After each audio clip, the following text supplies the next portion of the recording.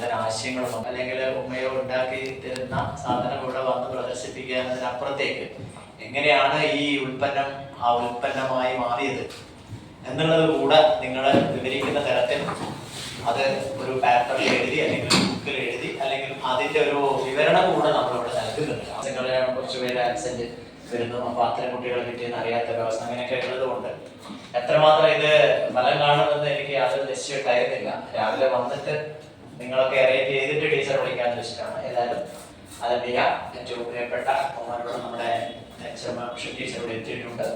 ഇത്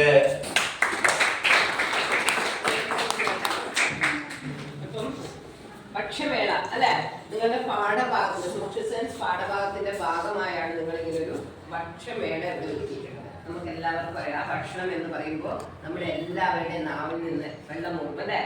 എന്തുകൊണ്ട്? അതൊരു ബയോളജിക്കൽ പ്രോസസ്സാണ്.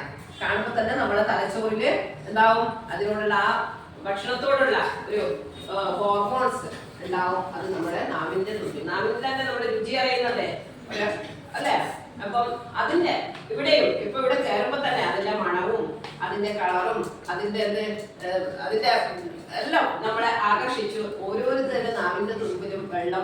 ആദ്യം കപ്പയിട്ട ചേർത്തത് കപ്പ, എണ്ണ, മഞ്ഞൾപ്പൊടി, പച്ചമുളക്, ഉപ്പ്, വെള്ളം, കടുക്, കറിവേപ്പില. ആദ്യം കപ്പ നന്നായി കഴുകിയതിനു ശേഷം കുറച്ച് വെള്ളം, മഞ്ഞൾപ്പൊടി, ഉപ്പ് ഇട്ടിട്ട്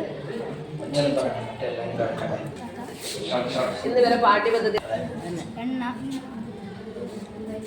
കടുക്, ചക്ക, വെള്ളം, ഉപ്പ്, മുളക് അരിച്ചത്, എണ്ണ, കറിവേപ്പില, ജീരകം, ഉഴുന്ന് വറുത്തത്, മഞ്ഞൾപ്പൊടി, കടുക്. ടേസ്റ്റ് ചെയ്ത് നോക്കാം നിങ്ങൾക്ക് ടീച്ചറെ പറയുന്നുണ്ട്